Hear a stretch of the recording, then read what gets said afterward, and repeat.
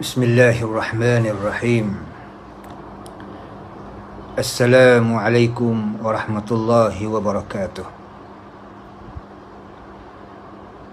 Alhamdulillahillazi anzala ala abdihi alkitab wa lam yaj'al lahu 'iwaja.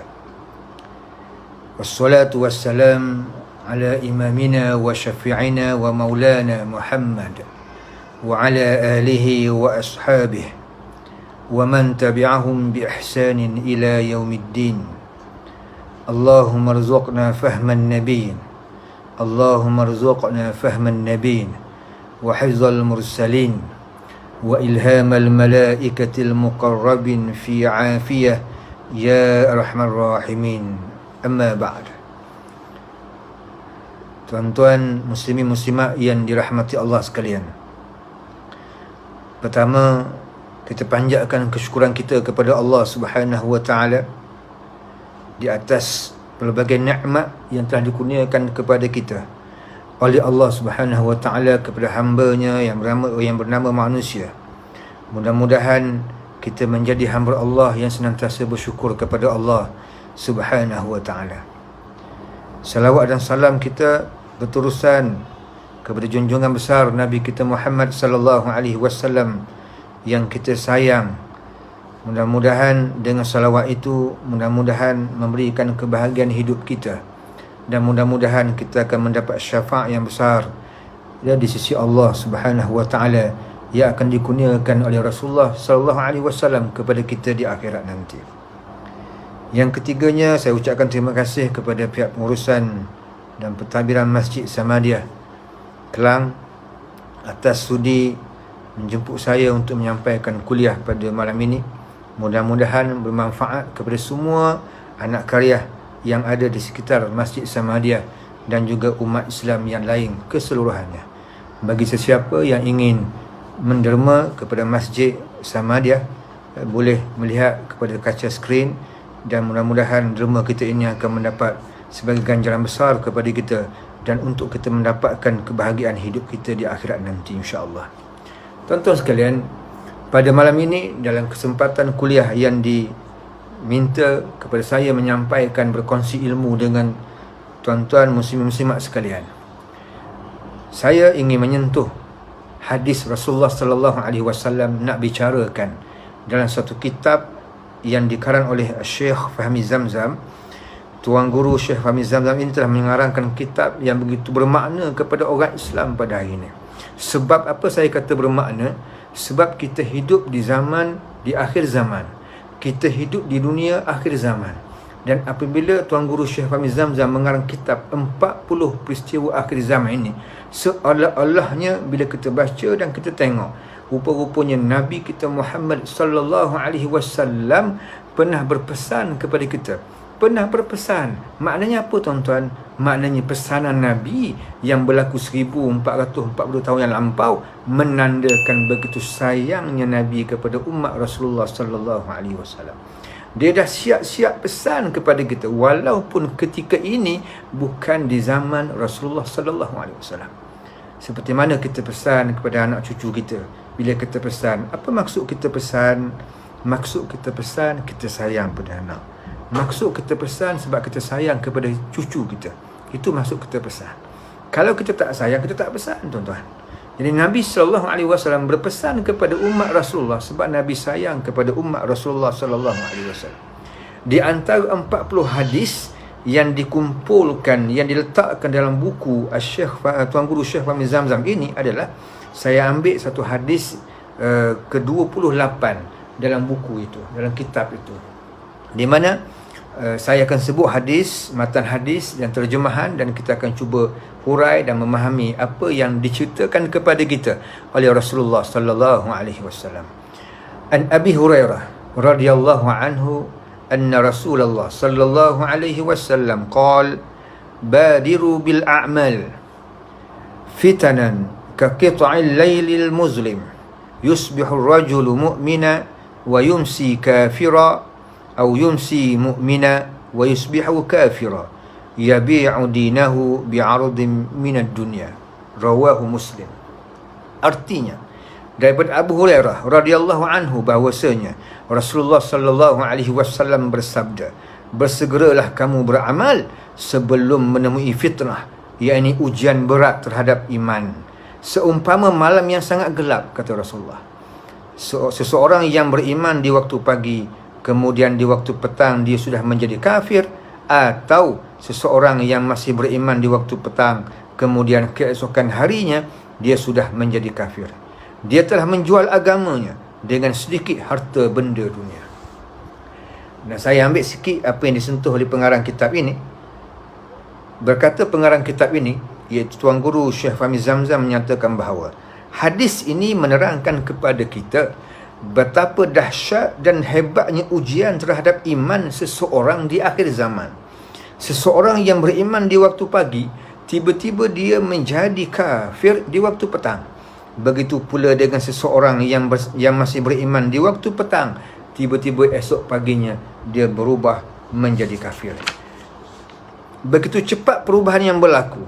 Iman yang begitu mahal boleh gugur di dalam godaan satu malam ataupun satu hari saja, sehingga ramai orang yang menggadaikan imannya kerana hendak mendapat sedikit harta benda dunia. Dunia lebih dicintai di sisi mereka daripada keimanan kepada Allah Subhanahu wa taala. Tuan-tuan muslimin muslimat yang dirahmati Allah sekalian, tajuk yang dibuat oleh pengarang kitab ini disebut kat sini, tajuknya ujian dahsyat terhadap keimanan kita kepada Allah Subhanahu wa taala. Maknanya apa tuan-tuan? Maknanya suatu hari Nabi dah gambarkan kepada kita peristiwa-peristiwa yang akan berlaku di zaman kita, ataupun di zaman anak kita, ataupun di zaman cucu kita. Kita pun tak tahu bila akhir dunia ini. Tidak ada manusia, bahkan tidak ada makhluk yang mengetahui bila akhir dunia ini. Bila akhir kita punya ciptaan cakrawala ini, ciptaan Allah yang sangat hebat ni. Bila akhirnya? Wallahu alam. Tarikhnya bila? Wallahu alam. Sebab tu disebut oleh Rasulullah, disebut oleh Allah Subhanahu wa taala, bagaimana ada sahabat yang bertanya tentang kiamat. Nabi tak tahu bila tarikh kiamat. Yas'alunaka 'anis sa'ah. Sahabat-sahabat Nabi bertanya kepada Rasulullah sallallahu alaihi wasallam tentang kiamat. Yas'alunaka 'anis sa'ah. Mereka bertanya tentang kiamat. Tuan-tuan, bila kita tanya orang tentang suatu benda, maknanya kita nak tahu bila. Kan? Sebagai contoh, kita tanya, bila kamu nak pergi Mekah? Kalau kita jawab, insya-Allah. Bilanya? Tuan-tuan. Kalau kita kata, bila kamu nak pergi Mekah? Entah, maknanya tak tahu lagi. Kalau kita kata agaknya 5 tahun akan datang, tuan-tuan, maksudnya orang tanya bila tu tarikh. Kita kena bagi tahu tarikh. Bila mak kamu nak pergi umrah? Oh, aku nak pergi umrah ni pada 12 Disember 2021 contoh. Bila sebut tanya, jawapannya kena lengkap macam tu. Bila sahabat tanya Nabi, yas'alunaka 'anis sa'ah, mereka bertanya kepada Rasulullah tentang kiamat, mereka mengharapkan Nabi akan jawab tarikh kiamat. Kan? Tapi Nabi tak jawab macam tu kan? Allah rakamkan dalam Al-Quran Al-Karim bagaimana Allah sebut dalam Quran, qulis sa'ah min amri rabbi. Tuan-tuan, kiamat ini merupakan urusan Allah Subhanahu wa taala. Kalau tanya tentang kiamat, tidak ada manusia pun yang mengetahui bila tarikh berlakunya kiamat, termasuklah Rasulullah sallallahu alaihi wasallam. Maka Nabi pesan kat sini tentang peristiwa yang berlaku satu hari nanti. Baik, hadis ini diriwayatkan oleh Abi Hurairah radhiyallahu anhu. Seperti mana yang kita semua tahu, saya cerita sikit pasal perawi hadis ini. Perawi hadis ni merupakan Abu Hurairah, salah seorang sahabat Nabi yang sangat rapat dengan Rasulullah sallallahu alaihi wasallam. Kenapa saya kata rapat? Kerana kalau kita baca dalam ilmu mustalah hadis, tuan-tuan, dalam bab perawi, tuan-tuan, antara perawi di kalangan sahabat Rasulullah sallallahu alaihi wasallam yang paling rapat dengan Nabi dan yang paling banyak meriwayatkan hadis Rasulullah sallallahu alaihi wasallam adalah Abu Hurairah radhiyallahu anhu. Di kalangan sahabat Nabi yang paling banyak meriwayatkan hadis Rasulullah sallallahu alaihi wasallam. Nabi sebut di sini, tuan-tuan, badiru bil a'mal. Bersegeralah kamu mengerjakan amal soleh. Dalam ayat Quranul Karim, Allah sebut dalam Quran, wasari'u ila maghfiratin min rabbikum. Ini ayat Quran, Allah sebut wasari'u ila maghfiratin min rabbikum. Apabila kita melaksanakan amal ibadat yang baik, berlandaskan kepada ayat yang saya bacakan tadi dan juga berdasarkan hadis ini, tuan-tuan, ulama menyebut dalam setiap amalan kebaikan, semua amalan kebaikan kita kena badiru, kita kena berlumba-lumba, kena bersegera melaksanakannya. Tak boleh tangguh-tangguh. Ya? Sebab ajal kita ni, tuan-tuan, tak tahu bila kita akan pergi bertemu dengan Allah Subhanahu Wa Taala. Islam menganjurkan kita supaya kita bersegera melaksanakan amalan kebaikan, sebab dengan amalan kebaikan inilah yang akan menjadi suatu hujah kepada kita untuk kita bertemu dengan Allah, untuk menentukan kebaikan hidup kita di akhirat sana, lebih-lebih lagi kepada mereka yang mengaku menjadi umat Rasulullah sallallahu alaihi wasallam. Jadi, tuan-tuan, sebab itulah kita kena bersegera beramal ibadat kepada Allah.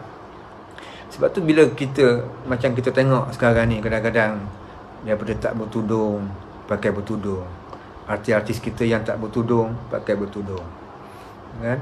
Kadang-kadang kita dengar di kalangan artis-artis kita yang baru belajar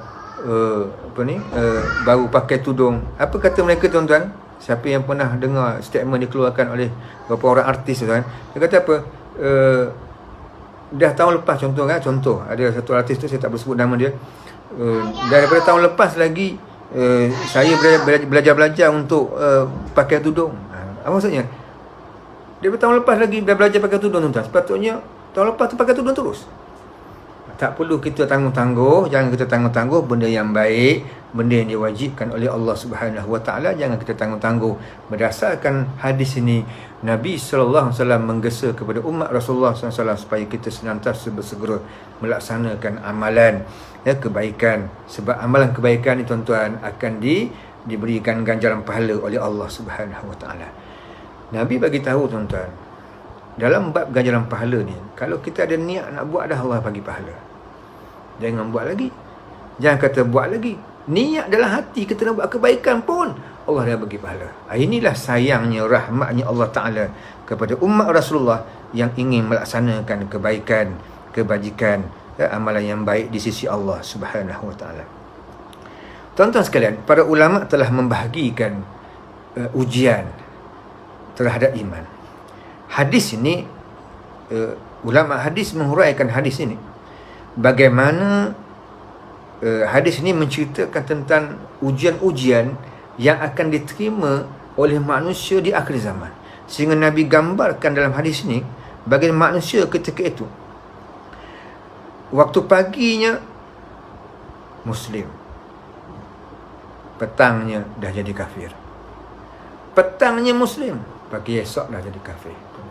Seolah-olahnya agama ni suatu benda yang jadi mainan kepada mereka yang berada di akhir zaman. Kita nak pesan kepada mereka yang beragama Islam, yang mengaku menjadi umat Rasulullah sallallahu alaihi wasallam. Dunia akhir zaman kita dinampakkan, diperlihatkan bagaimana kita orang Islam, tuan-tuan, merupakan ummah yang sangat lemah.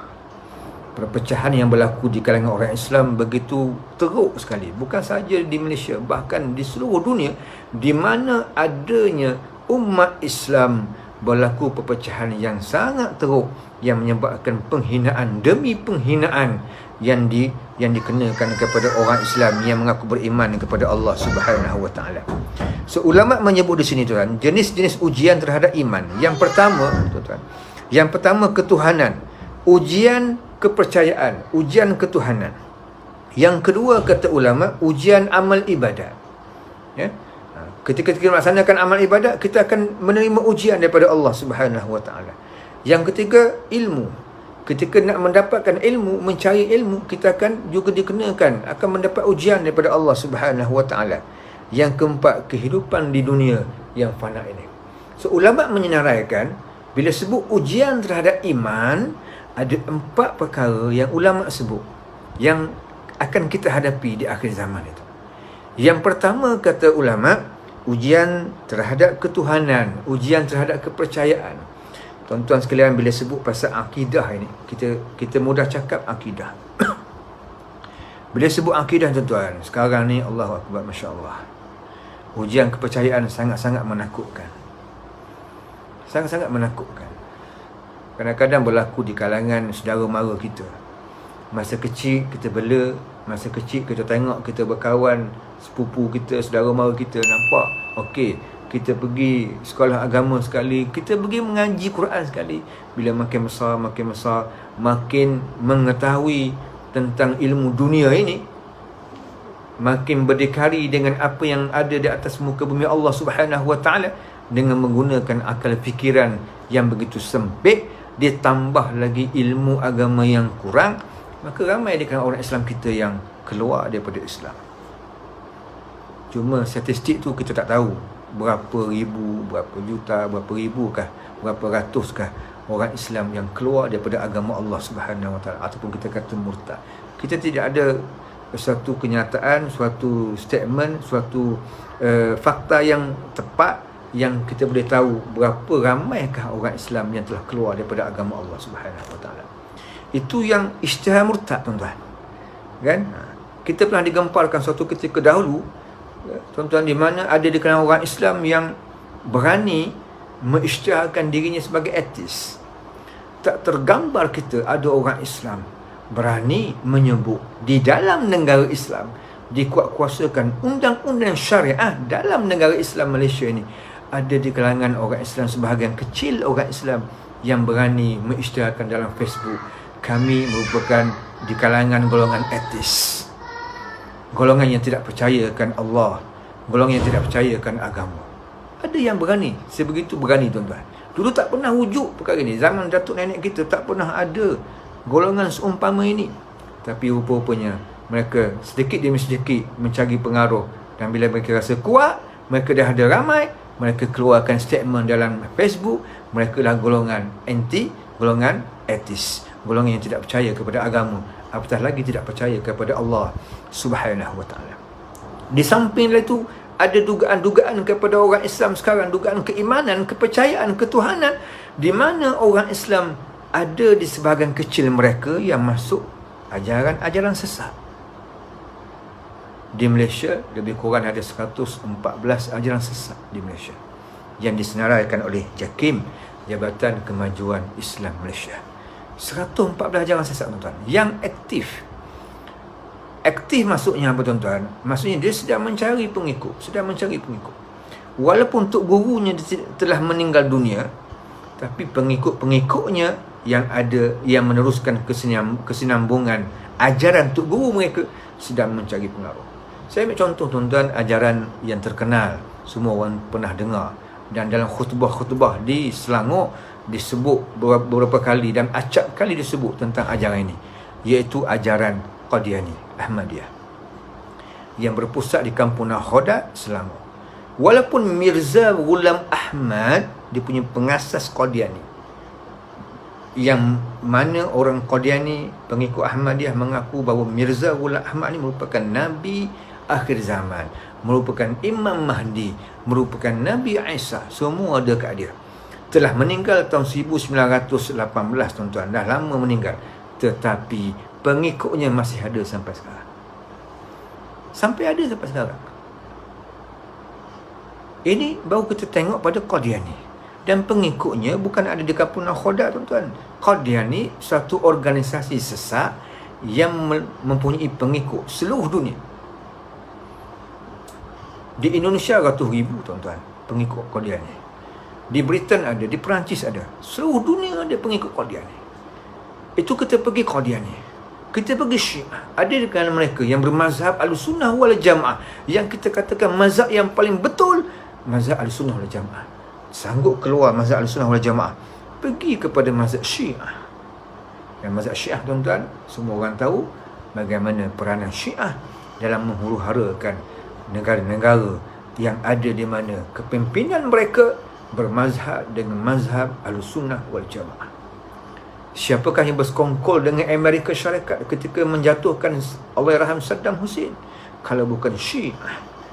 Dan negara-negara umat Islam yang lain, Yaman, Lebanon dan sebagainya, mereka cuba jatuhkan kepimpinan-kepimpinan yang mana pemimpin mereka bermazhab dengan mazhab Syiah. Ini kita kata yang kedua Syiah.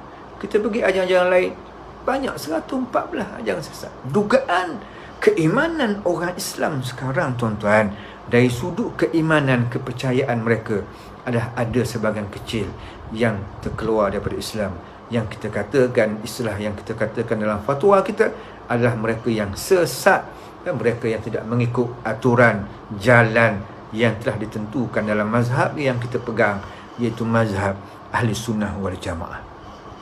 Yang paling trending sekarang, tuan-tuan, yang sedang mencari pengikut yang ramai, adalah ajaran Millah Abraham dan juga ajaran zikir nafas yang diasaskan oleh Syekh Ismail Kasim.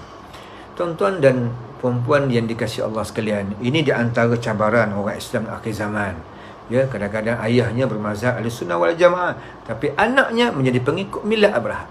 Tak mustahil berlaku di akhir zaman ini. Kerana itu yang dikatakan ujian keimanan dan kepercayaan kepada orang Islam di akhir zaman, yang disebut oleh Rasulullah sallallahu alaihi wasallam dalam hadis yang saya bacakan sebentar tadi. Kita juga dikejutkan dengan pelbagai masalah kepercayaan di kalangan orang Islam. Sebab orang Islam zaman sekarang, tuan-tuan dan puan-puan sekalian, lemah dari segi ilmu. Lemah dari segi ilmu. Ilmu ni, tuan-tuan, dia kena cari. Sekarang zaman teknologi macam online, tuan-tuan, yang saya buat sekarang, Masjid Samadiyah, tuan-tuan, setiap hari saya rasa, bahkan setiap minggu adanya kuliah online. Zaman kita PKPB ni, tuan-tuan, bila masjid dan juga surau-surau terpaksa dikurangkan jumlah kedatangan ke masjid dan juga surau. Bukan ditutup. Ada orang kata masjid ditutup, ada orang kata surau ditutup. Tak tutup, tuan-tuan, buka je, tak tutup. Surau masjid buka, cuma dikurangkan jumlah kehadiran ke masjid. Di Selangor, tuan-tuan, kita hadkan kehadiran ke masjid seramai 6 orang. Dulu zaman PKP kita benarkan 3 orang, sekarang kita benarkan 6 orang. Walaupun ada orang marah, 6 je Ustaz, 6 orang je Ustaz, tak boleh ke banyak lagi. Kita nak mengelakkan supaya berlakunya penyebaran wabak. Takut bila ramai akan mudah berlaku penyebaran wabak, kan? Kalau kita kata boleh berlaku, contoh, tuan-tuan, contoh kita kata sebelum PKPB boleh buka masjid surau, tuan-tuan. Tapi selepas PKPB tu, kan, bila berlaku PKPB, kita kurangkan jumlah. Kalau kita buka supaya orang Islam boleh datang, tuan sekalian, ramai tu juga yang datangnya. Yang datang ramai tu juga, tuan-tuan. Kalau surau tu 8 orang, sebelum PKPB pun 8 orang, selepas PKPB kita bagi 6 orang. 6 orang, 2 orang yang tak datangnya. Yang lain, yang ramai-ramai dalam Korea tu tak datang pun. Masjid kita kata yang datang selama ni 20 orang, tuan-tuan. Sebelum PKPB, masa PKPP, sekalian, yang datang ke masjid 20 orang. Bila kita buat, bila diisytiharkan PKPB bersyarat, tuan-tuan, maka kita hadkan 6 orang. 20 orang jadi 6 orang, tuan. Jadi dia tak ramai, kan? Yang bising di luar sana tu, kan, bukan pergi masjid pun, cuma bising-bising masjid tutup, masjid tutup. Masjid tak pernah tutup. Ada orang azan setiap waktu, ada orang azan. Cuma kita kurangkan kehadiran mereka datang untuk mengelakkan penyebaran wabak pandemik COVID-19. Tuan-tuan sekalian, jadi ujian keimanan, kepercayaan yang berlaku di kalangan orang Islam. Kita berdoa kepada Allah Subhanahu wa ta'ala, mudah-mudahan orang Islam sekarang, tuan-tuan, mudah-mudahan dapat faham, memahami mana yang sesat, mana yang tak sesat, dan maka bila yang sesat itu hindari dan jauhilah daripada ajaran-ajaran yang kita katakan sesat, yang telah difatwakan sesat, diwartakan sesat, dan carilah ajaran yang kita katakan ajaran mazhab yang kita pegang selama ni, yang kita yakin benar dan betulnya, iaitu mazhab Ahlussunnah wal Jamaah. Yang kedua, ujian keimanan, tuan-tuan, yang disebut oleh ulama kita tentang berdasarkan hadis Rasulullah sallallahu alaihi wasallam ini adalah ujian ibadah. Dalam melaksanakan amal ibadah, tuan-tuan, kita juga akan dikenakan ujian. Kita akan menghadapi ujian daripada Allah Subhanahu wa ta'ala. Amal ibadah yang kita lakukan. Sebab itulah, tuan-tuan sekalian, bila kita pergi kepada apa yang berlaku di zaman Rasulullah sallallahu alaihi wasallam. Zaman Nabi berbeza dengan zaman kita, tuan-tuan. Zaman Nabi sallallahu alaihi wasallam Nabi ada, kalau sahabat dan umat Islam ada masalah, terus bertemu dengan Rasulullah sallallahu alaihi wasallam. Adapun zaman kita tuan-tuan, zaman yang kita perlukan kepada ulama. Amal ibadat ni tuan sekalian, kita kena buat berdasarkan apa yang ulama ajar kepada kita, dan ulama itu mengambil apa yang diajar oleh Rasulullah sallallahu alaihi wasallam. Sebab tu Nabi sebut tuan-tuan, al-ulama warasatul anbiya. Ulama itu pewaris para anbiya, pewaris para nabi. Kita hidup akhir zaman, kita kena bersandarkan kepada pandangan ulama dalam bab ibadat. Dalam bab ibadah. Sekarang tuan-tuan sekalian, ada ujian keimanan kita dalam bab ibadah.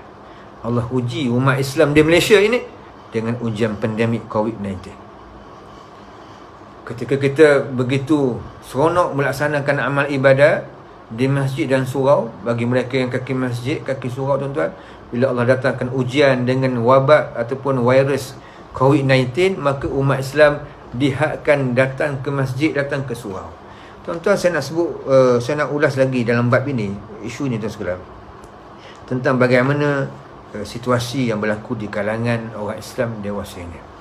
Kita diuji oleh Allah Ta'ala supaya kita melaksanakan ibadat di rumah dan tidak boleh keluar ke masjid dan ke surau. Itu pun tuan-tuan sekalian, bukanlah kita tak boleh melaksanakan jemaah di rumah. Zaman PKP kita boleh melaksanakan jemaah di rumah, tak ada masalah. Zaman PKPB kita juga boleh melaksanakan solat berjemaah bersama keluarga di rumah. Nak tak nak tuan-tuan, nak tak nak je.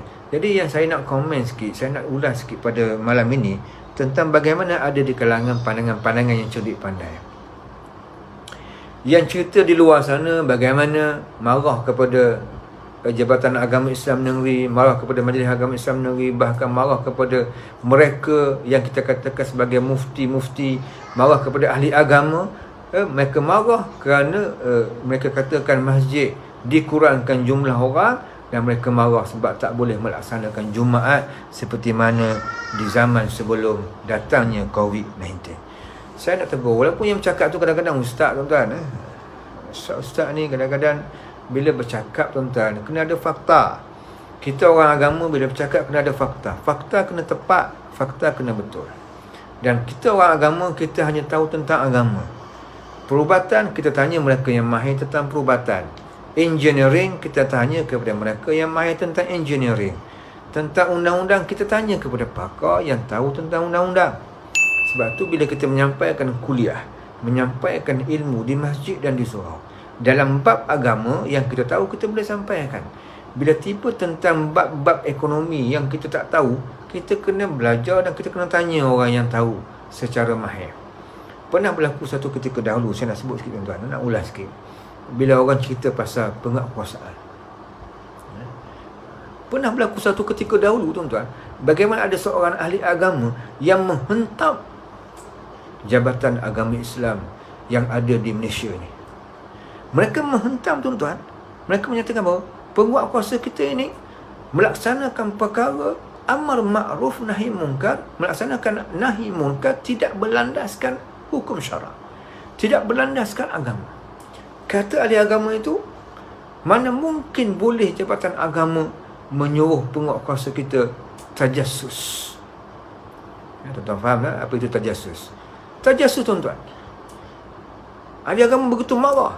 Penguatkuasa ni tak ada kerja lain, tajassus. Tajassus ini tak boleh dalam Quran. Sebab wala tajassasu, tak boleh kita mengintip orang, mengintip orang. Aib dalam agama, keaiban orang mesti kita simpan, bukan kita cerita ke orang. Agama mengajar seperti itu. Tiba-tiba ada ahli agama menyentuh hal ini tuan-tuan. Dia menuduh penguatkuasa agama yang ada di setiap negeri dalam tajassus, mengintip, mengintai orang buat maksiat, dan ini dilarang oleh agama Allah Subhanahu Wa Taala. Bila kita bercakap fakta tak tepat tuan-tuan, bila ahli agama bercakap fakta tak tepat, menyebabkan fitnah kepada penguatkuasa yang menjalankan nahi mungkar yang disuruh oleh agama Allah Subhanahu Wa Taala. Fakta tak tepat. Rupa-rupanya bila kita selidik, bila kita tengok senarionya, bukan tajassus. Bahkan diceritakan oleh agama tu, ada jabatan agama yang membayar kepada mereka yang melaporkan kepada pejabat agama kerana sebagai bayaran upah, mereka terjasus kepada benda-benda maksiat yang ada di sekitar negeri ini. Tuan-tuan, bila kita memahami tugas dan peranan penguatkuasa, kadang-kadang dan sekalian, dia bukan terjasus. Penguatkuasa agama bertugas berdasarkan aduan. Nak kena faham, tuan-tuan. Nak kena faham. Kalau siapa yang biasa tahulah, nak kena buka borang 5. Tindakan penguatkuasaan, undang-undang syariah yang ada di Malaysia ni tidak akan bergerak melainkan aduan itu diisi dalam borang 5. Orang undang-undang tahulah, isi aduan borang 5, barulah penguatkuasa kita akan turun bergerak untuk mencari aduan yang diadukan oleh masyarakat Islam. Bukan kita pergi pusing-pusing, terjasus, intai hotel, kita intai rumah orang. Tak ada. Itu suatu sikap, suatu pandangan yang sangat menyimpang daripada hakikat sebenar, fakta sebenar tugas penguatkuasa agama kita. Bila kita tegur macam tu, kita cerita, akhirnya ahli agama itu angkat tangan dan memohon maaf kerana kesilapan faktanya. Sebab tu kita faham. Jadi dalam bab COVID-19 tu, ada ahli agama yang cerita pasal tentang bagaimana masjid, seolah-olahnya pandangan ulama-ulama kita sekarang, terutama para mufti kita, yang menggesa supaya masjid dikurangkan jumlah orang sementara, tuan-tuan, seolah-olahnya bercanggah dengan hukum syarak. So, kita menasihati ahli agama yang suka bercakap pasal ni, supaya kita kena didik masyarakat yang ada di Malaysia ini supaya mematuhi pandangan ulama yang kita katakan jumhurul ulama. Saya nak mengajak tuan-tuan supaya mempunyai pandangan seperti itu. Kan? Kena dengar pandangan jumhurul ulama. Di Malaysia ini, kan, jumhurul ulama kata macam mana? Kita kena dengar pandangan jumhur. Sebahagian besar ulama kata apa? Kalau sebahagian besar ulama yang ada di Malaysia ni, bahkan di dunia ini, memberikan pandangan boleh dijarak-jarakkan ketika solat untuk mengelakkan penyebaran COVID-19, dikurangkan jumlah orang untuk sembahyang solat fardu berjemaah ataupun solat Jumaat. Itulah pandangan sebahagian besar ulama. Walaupun ada 1-2 orang ahli agama yang kata tak perlu, maka saya menggesa dan saya menyeru dan saya nak mengajak tuan-tuan muslim-muslimat yang ada, yang mendengar siaran pada malam ini, supaya kita didik diri kita untuk mendengar pandangan jumhur ulama, sebahagian besar ulama. So, pinggirkan pandangan-pandangan yang 1-2 orang ini, yang kita bukan kata tak betul. Bagi kita lebih baik kita berpegang dengan pandangan sebahagian besar ulama, kerana mereka membuat keputusan, mempunyai pandangan yang begitu fakta yang begitu tepat tentang keadaan perubatan, keadaan kesihatan dan sebagainya berkaitan dengan penyebaran virus. Sebelum ulama nak keluarkan pandangan, dah ada fakta-fakta yang mereka dengar, barulah mereka keluarkan pandangan, yang mana pandangan mereka tidak langsung bercanggah dengan hukum syarak, tidak bercanggah dengan Quran, dan tidak bercanggah dengan sumber yang kedua, iaitu sunnah Rasulullah sallallahu alaihi wasallam. Yang ketiga, tuan-tuan, fitnah ataupun ujian keimanan yang akan berlaku di akhir zaman apabila ada di kalangan orang Islam yang mencari ilmu agama Allah Subhanahu wa taala. Tuan-tuan sekalian, masalah kita sekarang orang agama, masalah kita, masyarakat kita kurang mencari ilmu.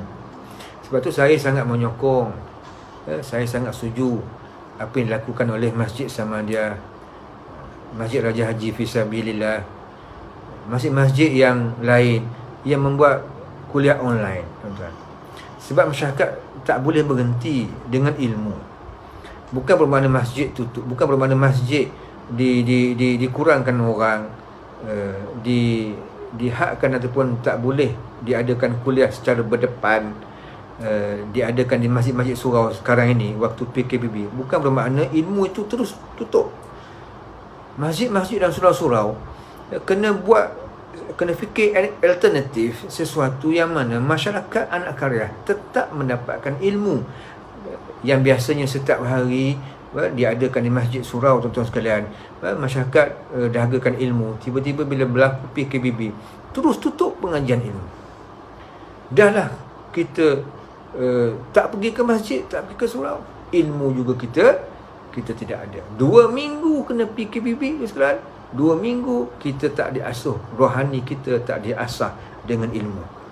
Bayangkan, tuan-tuan, itu baru 2 minggu. Bayangkan sebulan, bayangkan 2 bulan, tuan-tuan. Makanya masjid dan surau kena berperanan, kena memainkan peranan, melaksanakan bentuk apa tak kisahlah tuan sekalian, dengan kecanggihan teknologi. Yang penting tu segala, yang penting anak keriah senantiasa dahagakan ilmu dan diberikan ilmu oleh mereka-mereka yang mempunyai ilmu agama, supaya diri mereka senantiasa terdidik dan diri mereka senantiasa diasuh dengan ilmu agama Allah Subhanahu wa ta'ala. Sebab amal kita akan meningkat apabila ilmu kita meningkat, kan? Perwatakan kita akan jadi baik bila amalan kita makin meningkat. Amalan tak mungkin meningkat kalau ilmu kita tidak meningkat. Itu saya harap saya menggesa masjid-masjid dan surau yang ada, mudah-mudahan cuba cari alternatif yang lain untuk pastikan anak karya kita senantiasa diberikan, dicurahkan ilmu yang baik oleh ulama-ulama, ahli-ahli agama yang boleh bercakap agama, supaya mereka senantiasa dididik dengan ilmu agama Allah Subhanahu wa ta'ala. Yang keempat tuan-tuan, ujian terhadap keimanan di akhir zaman yang disebut oleh ulama ialah kehidupan di dunia. Sama ada kita akan diuji dengan kesusahan ataupun kita akan diuji dengan kesenangan oleh Allah Subhanahu wa ta'ala. Susah tu juga ujian tuan-tuan, senang tu juga ujian. Dan manusia ni, kata Rasulullah sallallahu alaihi wasallam, susah tuan-tuan untuk menghadapi ujian kesenangan. Kalau kita susah tuan-tuan, sakit, susah, apa yang kita buat? Kita akan ingat kepada Allah Subhanahu wa ta'ala. Kita susah, kita akan ingat Allah yang memberi segala-galanya, yang mengurus segala-galanya. Kalau kita sakit, bibir kita akan menyebut kalimah Allah Subhanahu wa ta'ala yang memberikan sakit kita dan juga memberikan kesembuhan kepada kita. Tapi ujian kesenangan, yang ini yang dikatakan, yang dipesan oleh Nabi, yang sangat-sangat mencabar. Bila manusia diberikan kesenangan oleh Allah Subhanahu wa ta'ala, dia berikan rezeki yang luas oleh Allah Subhanahu wa ta'ala, apa yang berlaku pada mereka? Antara perkara yang sangat menakutkan yang berlaku kepada mereka adalah sifat angkuh, sifat sombong kepada Allah Subhanahu wa ta'ala. Cuba kita lihat Firaun. Apakah yang menyebabkan Firaun tidak mahu beriman dengan Nabi Musa AS? Sebab sombong. Dengan dia mengaku sebagai Tuhan. Sebab sombong. Kekayaan Firaun tuan-tuan sangat hebat. Sebab dia kaya, dia ada kuasa. Bila kaya, ada kuasa, senang, maka timbullah sifat sombong. Tuan-tuan, orang kaya-kaya ni, orang senang-senang tuan-tuan, orang yang banyak duit, dia berikan nikmat yang begitu hebat oleh Allah Ta'ala. Penyakit yang akan timbul adalah penyakit sombong. Dan kita kena ingat, sombong ini hanya layak kepada Allah Subhanahu wa ta'ala. Al-Jabbar. Allah itu Al-Jabbar, bersifat sombong, bersifat Al-Jabbar, bersifat takabbur, bersifat sombong. Allah layak bersifat sombong sebab tidak ada makhluk dan tidak ada sesiapa yang lebih berkuasa daripada Allah Subhanahu wa ta'ala. Semua yang ada di dunia, bahkan di alam akhirat dan segala-galanya, semua dicipta oleh Allah Subhanahu wa ta'ala. Maka Allah itu layak bersifat dengan sifat takabbur, sifat sombong. Manusia tak layak bersifat sombong. Kaya dia adalah datang daripada Allah. Harta mereka milik Allah Subhanahu wa ta'ala. Allah pinjamkan mereka untuk menguruskan harta. Kalau orang kaya tu, orang senang tu, urus harta dengan baik, mereka akan mendapat kebaikan di akhirat. Dia seperti bank bagi pinjam tuan-tuan. Bila bank bagi pinjam, saya buat analogi, perumpamaan seperti itu bagi tuan-tuan faham. Seperti bank pinjam duit kat tuan-tuan. Ambil 100,000 duit. Duit siapa tu tuan-tuan? Bila kita dapat 1 juta tuan-tuan, kita senang. Tapi duit siapa? Duit bank. Bank bagi kat kita, uruskan duit 1 juta dengan baik. Dan kita urus dengan baik. Kita urus dengan baik, kita sedekah, kita buat kebaikan, kita buat program yang baik, kita bagi fakir miskin, orang susah tuan-tuan, kita urus dengan baik. Dia sampai untuk peribadi kita, tapi kita buat perniagaan yang halal, yang baik. Kita urus pinjaman yang bank bagi dengan baik, kita akan dapat kebaikan. Ada orang bila dapat 1 juta bank bagi, sombong tuan-tuan. Padahal itu bukan duit dia, duit bank. Allah bagi nikmat, sombong. Bukan harta dia, harta Allah. milik Allah Subhanahu Wa Taala. Itu pun berlaku kesombongan di kalangan manusia. Penyakit sombong ni sekarang dia sangat susah nak diturunkan, nak dihilangkan, melainkan dia ada ilmu dan dia ada iman kepada Allah Subhanahu Wa Taala. Sebab tu Nabi sebut ujian terhadap kesenangan ini sangat sukar untuk ditepis oleh manusia yang beriman kepada Allah Subhanahu Wa Taala. Sebab tu kita tengok ramai orang-orang kaya-kaya yang ada duit, tuan-tuan. Allah Subhanahu. Kalau yang bagus tu bagus, tuan-tuan. Bagus. Saya pernah dengar cerita satu surau di Dengkil. Dia panggil Surau Al-Iman di Dengkil. Hanya seorang hamba Allah yang mengeluarkan duit 600,000 untuk selesaikan, untuk siapkan Masjid Al-Iman, Surau Al-Iman di Dengkil yang terbakar. Seorang. Bukan calang-calang orang yang boleh mengeluarkan poketnya 600,000 untuk buat surau. Bukan calang-calang orang. Kalau ini tak kuat, kebergantungan dia kepada Allah tak kuat, dia tak akan bagi 600,000 untuk buat surau. Yang bagi 600,000, tuan-tuan, dengan duit ada, dia nampak dengan jelas bagaimana kesenangan, kebahagiaan hidup mereka di akhirat nanti. Kita tak mampu, tak boleh nak bagilah. Nak bagi 600 termenung kita ni, bagi 600 termenung kita kan. Tapi yang ada duit, yang ada rezeki, tuan-tuan, bagi 600,000 tak rasa apa pun. Masuk 1 juta, bagi 600,000, bagi mereka tak rasa apa. Tapi mereka dapat lihat bagaimana mereka mahu mencari kenikmatan, kebahagiaan hidup di akhirat. Mereka bagi. Bagi mereka yang nampak. Bagi mereka yang tak nampak, mereka tak akan bagi. Kadang-kadang RM50 pun mereka berkira untuk memberi apa yang baik untuk kesenangan hidup mereka di akhirat nanti. Sebab tu orang yang kaya-kaya, orang ada duit, dipesan oleh Rasulullah SAW supaya supaya tidak silap menggunakan kesenangan untuk kebahagiaan mereka di akhirat nanti.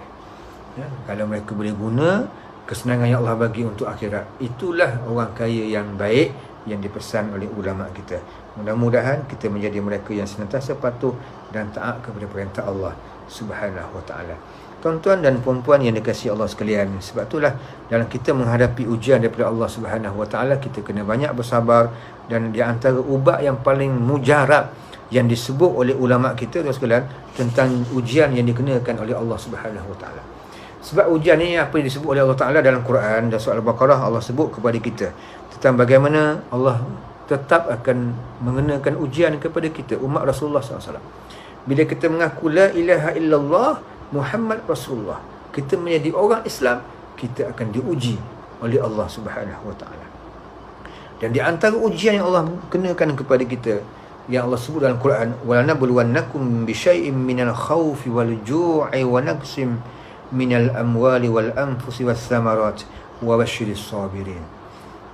Allah akan uji kamu, kata Allah dalam Quran, Allah akan uji kamu dengan sedikit ketakutan. Allah akan uji kamu dengan sedikit kelaparan. Cantik Allah Ta'ala kan. Dia sebut bisyai'im minal ju', bisyai'im minal khawfi wal ju'. Allah Ta'ala susun ayat sangat cantik. Walanabluwannakum bisyai'im minal khawfi wal ju'. Allah Ta'ala tak kata, Allah Ta'ala tak sebut dalam Quran walanabluwannakum bil khawfi wal ju'i. Cantik susunan Allah Ta'ala memberi kefahaman kepada hambanya. Walanabluwannakum bisyai'in minal khawfi wal ju'. Sedikit kelaparan, sedikit ketakutan. Allah uji kita. Sekarang ini kita, seluruh dunia diberikan ujian oleh Allah dengan sedikit ketakutan. Allah hantar satu makhluk Allah Ta'ala yang bernama coronavirus. Satu dunia ketakutan. Sekarang tuan-tuan, 1 juta lebih mengikut statistik WHO, Pertubuhan Kesihatan Sedunia, tuan-tuan, di PBB menyatakan bahawa akibat daripada pandemik COVID-19, akibat daripada satu makhluk Allah Ta'ala yang bernama coronavirus ini, menyebabkan 1 juta lebih manusia mati. 1 juta lebih manusia mati. Satu makhluk Allah memberi efek, memberi kesan sehingga menyebabkan kematian 1 juta orang lebih. Allah uji sikit tuan-tuan. Manusia di atas muka bumi ni 7 bilion, 8 bilion manusia di atas muka bumi. Satu saja virus Allah datang menyebabkan 1 juta orang mati. Sedikit ketakutan, satu dunia menggelabah, satu dunia sakit kepala, satu dunia sekalian mengerang kesakitan, murung dan sebagainya, menyebabkan ada yang sakit, ada yang bunuh diri, ada yang macam-macam, kelaparan dan sebagainya. Allah uji sedikit kesakitan, Allah uji sedikit kelaparan. Ini yang disebut oleh Allah Ta'ala, wa nabluwannakum bisyai'in minal khawfi wal ju' wa naqsim minal amwali wal anfus, kan, kekurangan diri, kekurangan harta dan juga kekurangan nyawa yang akan berlaku bila ada ujian. Kadang-kadang berlaku kematian. Semuanya itu dikatakan merupakan ujian daripada Allah Subhanahu wa Ta'ala. Jadi sebab itulah Syekh Sajid Umar menyatakan bahawa ubat untuk kita menghadapi ujian ini adalah 2. Yang pertama sabar, yang kedua adalah solat. Sabar, solat, 2 ni ubat untuk kita menghadapi ujian daripada Allah Subhanahu wa Ta'ala. Sabar ni tuan-tuan, kita kena ingat dia punya pahala ni bukan sedikit. Sabar ni pahalanya sangat besar di sisi Allah Subhanahu wa Ta'ala. Dan yang kedua, jangan sabar saja, kita kena ada hubungan yang baik dengan Allah Subhanahu wa Ta'ala, iaitu kita kena solat. Sebab dengan solat sajalah kita boleh sakat sembang-sembang, kita boleh bercakap-cakap dengan Allah, kita boleh komunikasi dengan Allah. Bila kita angkat takbir kepada Allah dan akhirnya kita bagi salam dan akhirnya kita berdoa kepada Allah, itulah di antara kita punya komunikasi kita dengan Allah Subhanahu wa Ta'ala, yang menyebabkan Allah pandang kita punya doa, yang menyebabkan Allah kabulkan segala permintaan yang kita minta dengan Allah Subhanahu wa Ta'ala. Jadi mudah-mudahan apa yang saya sampaikan pada malam ini tuan-tuan memberikan kebaikan yang banyak kepada muslimin muslimat untuk menjadi hamba Allah yang lebih baik pada masa-masa yang akan datang. Terus kita mengikuti SOP yang telah ditetapkan untuk memastikan bahawa kita akan lebih selesa hidup di dunia dengan lebih baik bila kita mentaati peraturan yang telah ditetapkan untuk memastikan rantaian COVID-19 kita ini putus dan akhirnya kita akan menjalani kehidupan kita seperti biasa, seperti mana sebelum COVID-19. Sekarang ni nak duduk dekat-dekat tak boleh, kan? Pertama takut, yang kedua orang marah. Orang marah tak apa lagi tuan-tuan, dia buka dia punya buku saman, termenung kita nak cari bukan 100, bukan RM10, RM1,000 tuan-tuan. Jadi sebelum kita rasa macam benda baru, kita rasa macam tak selesa. Sebab itulah kita kena berusaha bersama-sama dengan semua orang yang ada untuk pastikan kita boleh hidup selesa seperti mana kita hidup sebelum datangnya makhluk Allah yang bernama coronavirus. Banyakkan bergantung dengan Allah dan banyakkan sembang-sembang, cakap-cakap kita dengan Allah dalam doa kita, supaya Allah perkenankan doa semua orang Islam yang ada di bumi Malaysia yang tercinta ini, akibat mereka sayangkan Allah dan sayangkan kepada Rasulullah sallallahu alaihi wasallam. Sekadar itulah saja. Terima kasih banyak-banyak bagi mereka yang memberikan perhatian. Mudah-mudahan bermanfaat, mudah-mudahan memberikan kebaikan apa yang saya sampaikan pada kali ini. Dan inilah ingatan dan pesanan yang disebut oleh Rasulullah SAW sebagai tanda sayang Nabi kepada kita. Nabi pesan di akhir zaman akan berlaku ujian terhadap keimanan kamu. Kamu kena pertahankan iman yang telah kamu ikuti itu, yang telah kamu ikuti, yang telah kamu tanamkan dalam jiwa kamu sampailah kamu bertemu dengan Allah Subhanahu wa Ta'ala. Terima kasih banyak. Aku qauli hadza, wassalamualaikum warahmatullahi wabarakatuh.